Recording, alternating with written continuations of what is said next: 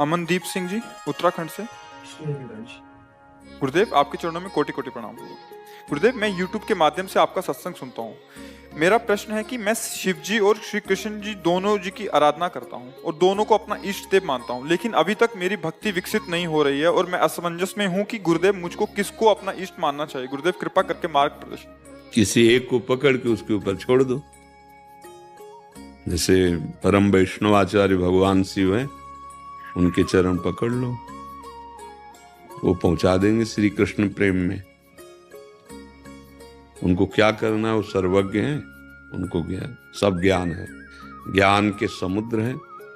पकड़ लो, निष्ठा बनाओ, गंदे आचरण मत करो, अच्छे आचरण करो, नाम जप करो और भगवान शिव का हृदय से आश्रय ले लो, वो श्री कृष्ण प्रेम तक पहुंचा देंगे। नरसिंह मेहता जी को सीधे रास में प्रवेश कराया भगवान शिव ने, और इस दास को भी भगवान शंकर की ही कृपा से ये वृंदावन का प्रेम रस, ये सब तो उनके चरण पकड़ लो। बड़े कृपालु हैं, आशुतोष हैं, बहुत जल्दी करुणा करते हैं, उन्हीं की कृपा से। अब वैसे देखो, दुचित कहूं परितोष न लाएं, आपने खुद कहा कि एक पकड़ो, श्री कृष्ण तक पहुंचाने की सामर्थ्य भगवान शिव की ही है। जा पर कृपा न करें पुरारी, भगवान श्री राम करें, सो न पाओ मुनि भगति हमारी। शिव द्रोही मम दास कहावा, सो नर मोहि सपने नहीं भा। उनकी कृपा से। अब जैसे जब से भगवान शिव की कृपा से तो कभी एक लोटा जल चढ़ाया हो ऐसा नहीं, कब भी। क्यों? और कभी जब शिव उपासना में थे किसी और की तरफ देखा हो, कब भी नहीं। अनन्य शैव, बचपन से जो, अब जब देखा स्वामी की इच्छा ये है तो फिर उत्तम के बस असमन माही, सपने हुआन पुरुष जग नाही। उत्तम पतिव्रता का लक्षण अपने इष्ट में तदाकार। अब उनकी कृपा से जो मिला अब उसे समाहित हो। अब अन्य दृष्टि नहीं, अन्य भाव नहीं, बस तो एक को पकड़ लो, एक ही है वो। अगर आपका भाव सरस बढ़ा श्री कृष्ण की तरफ, तो डुबो देंगे कृष्ण रस में। वो तो बहुत कृपालु हैं भगवान शिव। अहंकार के अधिष्ठात्र देवता हैं, जब तक वो कृपा नहीं करते तो अहंकार गलित नहीं होता। अहंकार गलित नहीं होता तो श्री कृष्ण के लायक नहीं रहता। भगवत प्रेम राज्य में दैन्य का प्रवेश है, अहम का नहीं। अहंकार के अधिष्ठात्र देवता भगवान शिव हैं। जब उनकी आराधना होती, कृपा करते हैं, अहंकार नष्ट हो जाता है। दैन्य आया, प्रभु स्वीकार कर लेते हैं। रेणु जी, गुरुदेव राधे राधे, आपके चरणों में कोटि कोटि प्रणाम। महाराज जी, माता पिता होने के नाते हमने अपने कर्तव्य निभाए, बच्चे बड़े हो गए और श्री जी की कृपा से उनकी शादियां भी हो गई। हमारे घर 2 नए बच्चे भी आ गए। महाराज जी, हमारा रोल अब एज ए पेरेंट कैसे निभाना है, मार्गदर्शन कीजिए। बच्चे अपना फर्ज निभा रहे हैं, हमारे माता पिता का रोल अभी क्या शेष रह गया और हमें आगे क्या करना? हाँ, हमें तो लगता है कि अब सब कुछ हो गया है। अब चित्त वृत्ति को प्रभु में लगा के लीन कर दो। किसका प्रश्न है? हाँ, हमारा जो उपदेश होता है किसी एक व्यक्ति के लिए नहीं होता, संपूर्ण सृष्टि के लिए होता है। आजकल ऐसी व्यवस्थाएं बन रही हैं समाज की कि सास ससुर को, माता पिता को बच्चे कुछ नहीं समझ रहे। सिर्फ अवहेलना, सिर्फ आज्ञा उल्लंघन, सिर्फ उनके साथ अभद्र व्यवहार। कोई बिरले ऐसे हैं, कोई बिरले बच्चे बहू ऐसे हैं जो अपने माता पिता की तरह सास ससुर को प्यार करें, और कोई बिरली सासू है जो बहू को अपनी बेटी के समान समझे। हमें लगता है अब आपका कर्तव्य पूरा हो गया है। आप घर में ही रहो पर भगवत परायण रहो, नाम जप करो, जितना शरीर काम करे उतनी सेवा कर लो और राग मत रखो। अब अपने परिवार को, अपने बेटों को, बच्चों को प्रभु को समर्पित भाव से कि नाथ यहाँ तक हमारी सेवा व्यवहार की थी, अब हम यहाँ विरक्त भाव से रहेंगे। घर में विरक्त होके रहना ये बाहर से विरक्ति से ज्यादा कठिन है। नहीं है, बाहर तो मान लो हमारे कोई है ही नहीं तो क्या चल सकता, वहाँ है सब, पर उनसे चित्त हटा के प्रभु में लगाना। अगर ऐसा कर ले जाओ तो जो बड़े बड़े महात्माओं की गति होती वही गति हो जाएगी, क्योंकि गृहस्थ धर्म आपका पूर्ण होगा। अब जिसके पुत्र के पुत्र हो गए तो हो गया ना। अब तो बरबस राज सुतहि नृपदीना और हर हित आप गवल बल कीला। तो चलो नाव वृंदावन वास न करो, क्योंकि वन में सर्वश्रेष्ठ वन वृंदावन है। कहीं एक कोठरी में वास करते हुए दोनों प्रिया प्रीतम की आराधना करें और यहीं शरीर छूट जाए तो परम पद मिल जाए। पर ऐसा हम आदेश नहीं कर रहे, एक है रास्ता।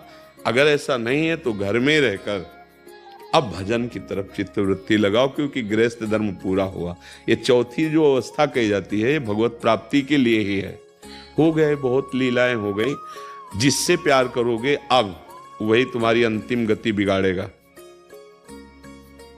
श्रुत बनितादि जान स्वार्थरत ना करु नेह सभी ते, अंत ही तो ही तजेंगे पामर तू न तजे अबहि ते। जब तक तुम्हारा शरीर काम कर रहा है तब तक तुम्हें प्यार है, और जिस दिन शरीर की स्थिति तुम्हारी ऐसी हुई उठने लायक नहीं, उस दिन तुम हमें बताना कि क्या तुम्हें कौन प्यार कर रहा है, किस कोट से कर रहा है। स्वार्थ का व्यापार है। आपका धर्म यहां तक था, पूरा हो गया। अब आप निरपेक्ष होकर अगर घर में दोनों और भजन परायण, तो भगवत प्राप्ति पक्की। अच्छा, भजन न करोगे तो पूरा संसार क्या, पशु पक्षी भी अपने बच्चे पैदा करते हैं, उनका पालन पोषण करते हैं, उनके लिए शिकार करते हैं, मुख मिलाते हैं, उनके डालते हैं, उनके दाग में। पशु पक्षी भी तो सब वैसे ही हैं जैसे आप कर रहे हो भाई। निद्रा, भय, आहार, मैथुन, मोह, ये सब जीवों के अंतर्गत है। देखो, एक बात नहीं है, वो भजन नहीं कर सकते भगवान का। आप विवेक के द्वारा राग का त्याग करके भजन करके परम पद प्राप्त कर सकते हैं। हमारी राय, नारद सिख जे सुनई नर नारी, अवश्य भवन तज होए भिखारी। अब हमारे पास आओगे तो माया मोह का नाश करके भगवान की प्राप्ति की बात करेंगे। हाँ, अगर अब ये कहें कि हम, तो इनको उपदेश ऐसा नहीं कहें, इनको कहेंगे आपका परम कर्तव्य। जैसे आपके माता पिता ने आपको इस योग्य बनाया, ऐसे पहले बच्चों को बनाओ, बीच बीच में नाम जप करते रहो, आपका ये परम कर्तव्य। जैसे आपने बताया कि सब हो गया, वो अपने अपने कार्य में लगे हैं, उनके भी बच्चे हो गए, बहू। अब आपको चाहिए सच्चिदानंद भगवान की प्राप्ति। अब ना संभल पाओ तो फिर पुनरपि जननम, फिर आगे जन्म हो जाएगा। क्योंकि जहां राग होता है वहीं, देखो अजामिल का राग बच्चे पे था, पर बात इसलिए बन गई कि बच्चे का नाम नारायण रख दिया। नारायण, सब काम बल गया, राग ने काम बना दिया। बच्चे के प्रति राग था वैसा। अब जैसे घर के प्रति राग हो, तो ये हमने कमा के, ये हमने बनाया, तो उसी में फिर जब शरीर ऐसे बहुत बड़ी दुर्गति है जीव की बड़ी दुर्गति भैया। इसीलिए हम कर्तव्य को भजन माने। जैसे एक माई ने बताया, अब इसका कर्तव्य था। अब जो श्वासें बचे हैं, ईमानदारी से अगर राधा राधा राधा राधा, तो वो काम बन जाए जिसलिए हम आए हैं। साधन धाम मोक्ष कर द्वारा, ये मनुष्य दे भगवत प्राप्ति के लिए, परमानंद की प्राप्ति के लिए। अब इसके बाद हमें मनुष्य देह मिलेगी, गारंटी तो नहीं है ना। अगर बिगड़ गई बात तो कोई, देखो हिरन के बच्चा में प्रेम कर लिया और ध्यान मरते समय हिरन का रहा, तो हिरन बन गए जड़ भरत जी। भागवत में है ना प्रसंग। हम लोगों के तो हिरन के केवल, उनके तो एक अपने भगवान के ध्यान के लिए पत्नी, पुत्र, राजमहल, परिवार सब छोड़ दिया, फंस गए एक हिरन के बच्चे में। और अपने लोग तो कितनी जगह आसक्त किए हैं, तो क्या बनना पड़ेगा। बहुत सावधान। हम ये नहीं कह रहे कि बाबा जी बनना कोई खेल भी नहीं है। भोगों की जो आकर्षण वृत्ति आप लोग देखो कैसा मन तुम्हारा करता है, लेकिन नाम के द्वारा, भजन के द्वारा, ज्ञान के द्वारा उसे भस्म करके फिर आगे ऐसी ऊंचाई पर जहां काम क्रोध छू न पाए, वो स्पर्श भी न कर सके। बहुत कठिन मार्ग है, तभी कोई बिरला चल पाता है, नहीं तो चला और फिसल करके फिर उसी वो भेष वही रहेगा, खेल वही हो जाएगी। तो इसलिए गड़बड़ हो जाता है। गृहस्थी में रहकर बहुत बढ़िया भगवत प्राप्ति हो सकती है। एक पत्नी व्रत या एक पति व्रत, धर्म पूर्वक मेहनत करके कमाओ, आए हुए अतिथियों का, या किसी को अत्यंत आवश्यक, देखा कोई बीमार तड़प रहा है, 10 रुपया लगा के उसकी औषधि और नाम लो, और अपने परिवार को भगवान प्रदत्त मानो कि भगवान ने दिया है। पुत्र, पत्नी, परिवार, ये भगवान ने तो भेजा। आप क्या जानते हो कौन है, कौन आया तुम्हारे पुत्र रूप में, क्या जानते हो, क्या परिचय जानते हो, पूर्व में कौन था, आगे क्या होगा, तुम्हें तो कोई परिचय नहीं। तो भगवान ने उसे पुत्र रूप में सेवा करने के लिए दिया। और नाम जब पक्का भगवत प्राप्ति हो जाएगी। पर भगवान को कोई चाहते नहीं भगवत प्राप्ति। साधु महात्माओं के पास जाते, बेटा होना या लौकिक कामनाओं की पूर्ति करना या इन सब पे हमारा महत्व नहीं है। अगर हमारा होता तो हम छोड़ के क्यों बनते।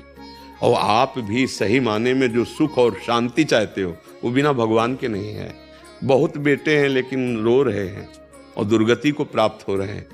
हाँ, अगर बेटा है तो भगवान मानकर सेवा करो, नहीं है तो गोपाल जी को बेटा बना लो और दोनों मिलकर उनकी सेवा करो और भजन करके भगवान को प्राप्त हो। हमारी तो ये सीख है।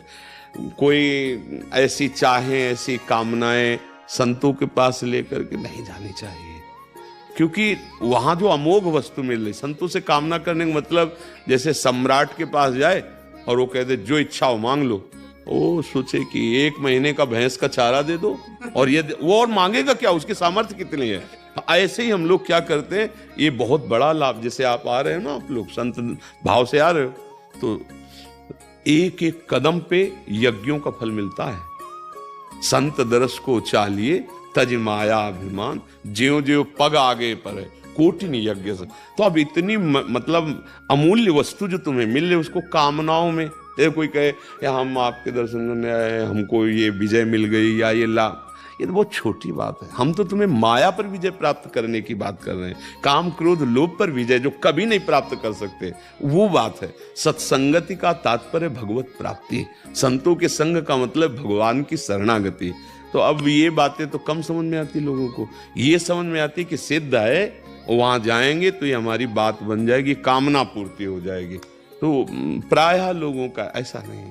संत संग भगवान के प्रेम रंग में रंगने के लिए है। हमें लगता है यहाँ अगर आए कोई तो सुधारने के लिए ही आवे। आचरण सुधार लो, मन की वृत्ति सुधार लो, तो बिना मांगे सुख आपको मिलता रहेगा। अन मांगे, स्वामी हरदास जी कहते हैं, अन मांगे आगे आवेगो ज्यो पल लागे पल को। जैसे पलक बिना प्रयास के झपकती रहती है, ऐसे ही तुम्हें सुख लिपट जाएगा तुम्हारे चरणों में, क्योंकि तुमने सुख सिंधु का आश्रय ले लिया। अब भगवान का आश्रय न लो, बुरे आचरण करो तो सुख मांगने से थोड़ी मिल जाएगा। चाहे जहां जाओ, आचरण किया है वो तुम्हें दंड दे के रहेगा। इसलिए हमारी प्रार्थना है कि अब आपका समय अधिक से अधिक भजन में जाना चाहिए और इसी से जीवन की सार्थकता होगी। आपके लौकिक धर्म की पूर्ति हो गई, अब परम धर्म की पूर्ति। बिना भगवान की प्राप्ति के आवागमन नहीं रुकेगा, और ये केवल मनुष्य शरीर में ही होता है। इसलिए अब न चुको, जितनी श्वासें उतने में भगवत प्राप्ति हो जाएगी। राधा राधा राधा राधा राधा, जो नाम प्रिय है बस वही नाम।